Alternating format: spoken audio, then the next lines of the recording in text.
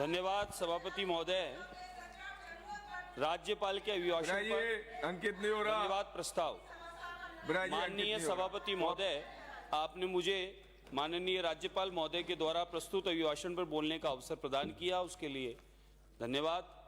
हमारी सरकार विकसित राजस्थान 2047 के विजन को लेकर डॉक्यूमेंट के अनुरूप विकास कार्यों में निरंतर गति प्रदान कर रही है और पिछले 2 वर्षों में सरकार द्वारा सबका साथ, सबका विकास और सबका विश्वास जीतकर जो किसानों, युवाओं, महिलाओं, श्रमिकों तथा पिछड़े वंचित वर्गों के लिए हितार्थ कल्याणकारी कार्य किए हैं। ठोस नीतिगत निर्णय लगातार लिए जा रहे हैं तथा धरातल पर इनका परिणाम निरंतर देखने को मिल रहा है। इस 2 वर्ष के छोटे से समय में राज्य में सरकार ने सेवा, सुशासन और समर्पण का नया अध्याय जोड़ा है और सबका साथ, सबका विकास नीति पर चलते हुए सरकार ने सबका विश्वास भी अर्जित किया है।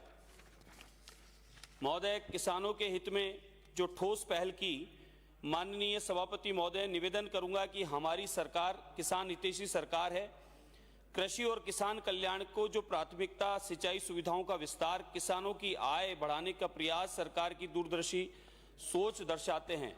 इसी प्रकार से युवाओं पर सरकार का भरोसा, माननीय सभापति महोदय, युवाओं का भरोसा हमारी सबसे बड़ी ताकत है। भर्ती प्रक्रियाओं में पारदर्शिता, शुचिता और निष्पक्षता के साथ पुनः स्थापित कर युवाओं के मन में संदेह, निराशा और दूर किया है। पेपर लीक पर जीरो टॉलरेंस की नीति अपनाते हुए एसओजी के माध्यम से सख्त कार्रवाई की गई है, जिसका परिणाम है कि पिछले 2 वर्षों में एक भी पेपर लीक की कोई घटना कहीं नहीं हुई। डमी अभ्यर्थी, फर्जी डिग्री मामलों में 140 एफआईआर एवं 420 गिरफ्तारियां सरकार की दृढ़ इच्छा शक्ति को प्रमाणित करती है। महोदय, बेरोजगारों को रोजगार, स्वरोजगार के लिए जो ऐतिहासिक कदम सरकार ने उठाया है, सरकारी एवं निजी क्षेत्र में रोजगार सृजन कर युवाओं को आत्मनिर्भर बनाने हेतु शुरू की गई अनेक योजनाएं राज्य के भविष्य को सशक्त कर रही है।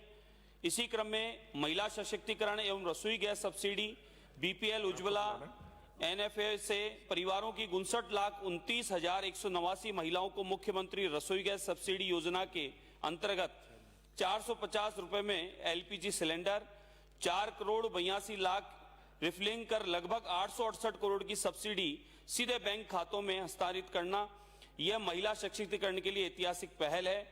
इसी क्रम में स्वास्थ्य क्षेत्र में ऐतिहासिक सुधार, कोई भी परिवार चिकित्सा से वंचित न रह सके, ये सरकार की प्राथमिकता है। इसके तहत मुख्यमंत्री आयुष्मान आरोग्य योजना के तहत 1 करोड़ 36 लाख परिवारों को 25 लाख तक कैशलेस उपचार की सुविधा दी गई है। पिछले 2 वर्षों में 37 लाख रोगियों को 7,300 करोड़ रुपए से अधिक उपचार उपलब्ध कराया गया है।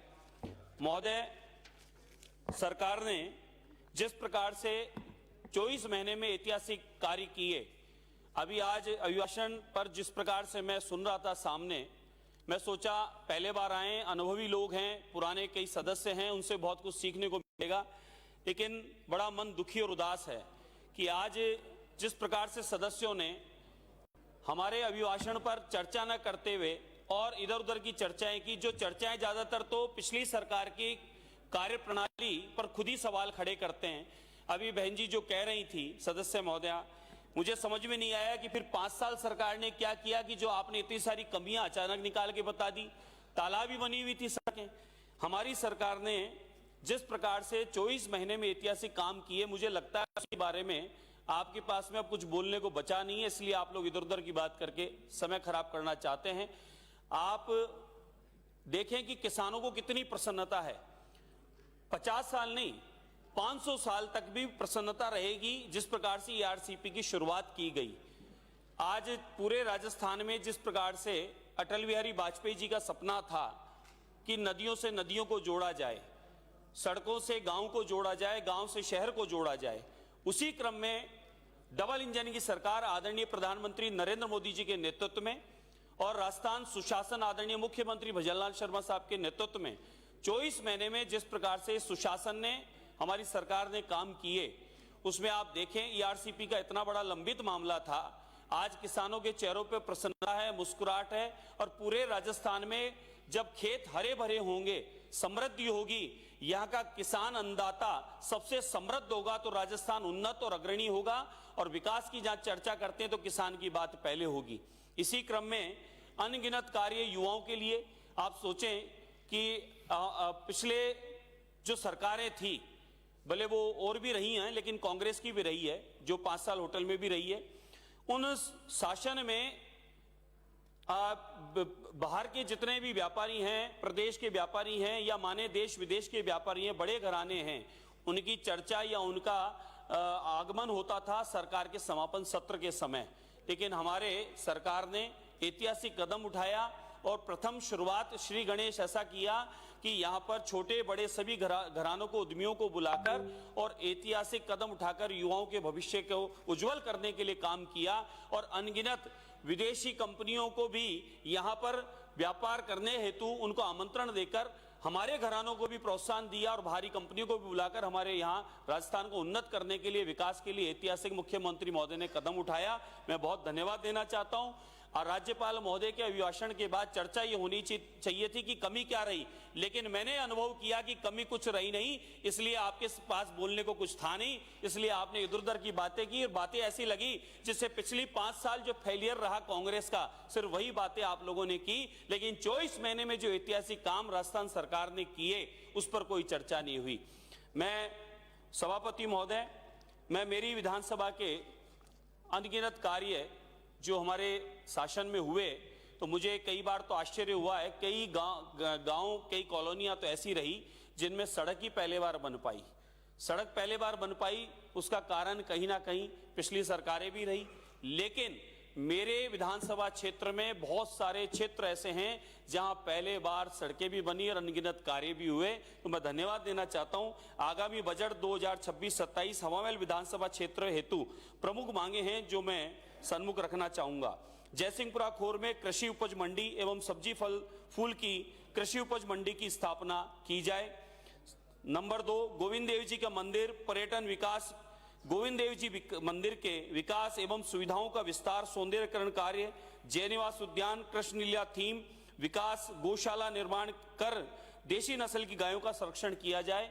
गोविंद देव जी भगवान गोविंद गौ माता से जाने जा रहे हैं, तो गोविंद देव जी के नगरी में और गोविंद देव जी के मंदिर परिसर में भी एक गौशाला की स्थापना की जाए ताकि शहर के बीचों बीच एक गौशाला हो, भारतीय देसी नस्ल की गौ माता की सेवा हो और शहर में रहने वालों को, परकोटे में रहने वालों को गौ सेवा का भी अवसर मिल सके और गोविंद देव जी की सेवा में गौ माता साक्षात वहां स्वरूप विराजमान रहे, ऐसी मैं मांग करता हूं।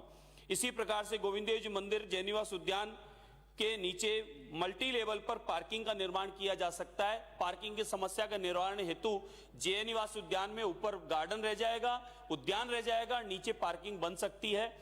दिल्ली बाईपास रोड गुरुद्वारे के पीछे जेडी की सरकारी भूमि पर बहुउद्देशीय कन्वेंशन सेंटर का निर्माण भी किया जा सकता है। इसी प्रकार से हवा महल आमेर हेरिटेज कॉरिडोर में हवा महल से सुभाष चौक होते हुए जोरावर सिंह गेट से जल महल एवं आमेर किला तक सड़क मार्ग पर हेरिटेज स्वरूप में उसको निखारा जा सकता है।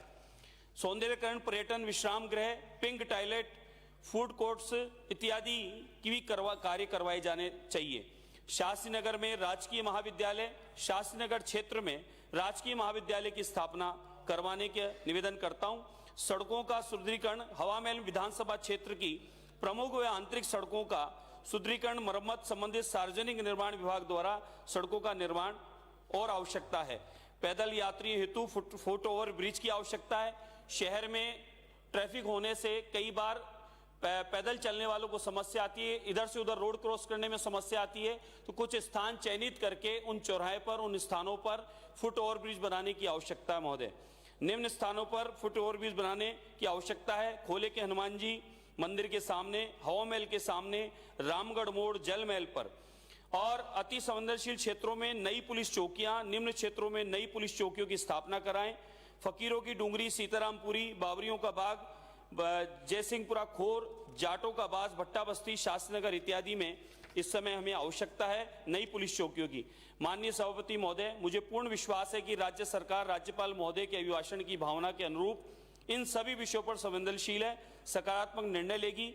इन्हीं शब्दों के साथ मैं अपनी वाणी को विराम देता हूं। साथ ही सरकार को बहुत बहुत धन्यवाद देता हूं कि 24 महीने में जो ऐतिहासिक काम किए, 5 साल बनाम 2 वर्ष, जो उसका आज विपक्ष के पास न तो कोई जवाब था, न वह बोल पाए, और अभिभाषण पर कोई चर्चा न करते हुए सिर्फ भाषणबाजी करके और अपने आज खाना पूर्ति जो आपने की, जैसा पूर्व सदस्यों ने कहा कि लाखों करोड़ों रुपए जनता के खर्च हो रहे हैं, सदन चल रहा है। विषय है कि सदन में हम लोग सदन की गरिमा बनाए रखें और सदन में हम चर्चा वह करें जो हमारे क्षेत्र की कोई आवश्यकता है, कोई सुविधा की आवश्यकता है, कोई विकास की बात है।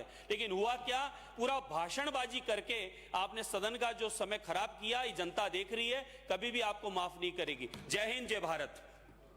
श्री अर्जुन सिंह बामनिया। महाराज जी, जैसे 24 महीने में कोई काम ही नहीं हुआ हो। अर्जुन सिंह बामनिया। महाराज जी। माननीय सभापति महोदय,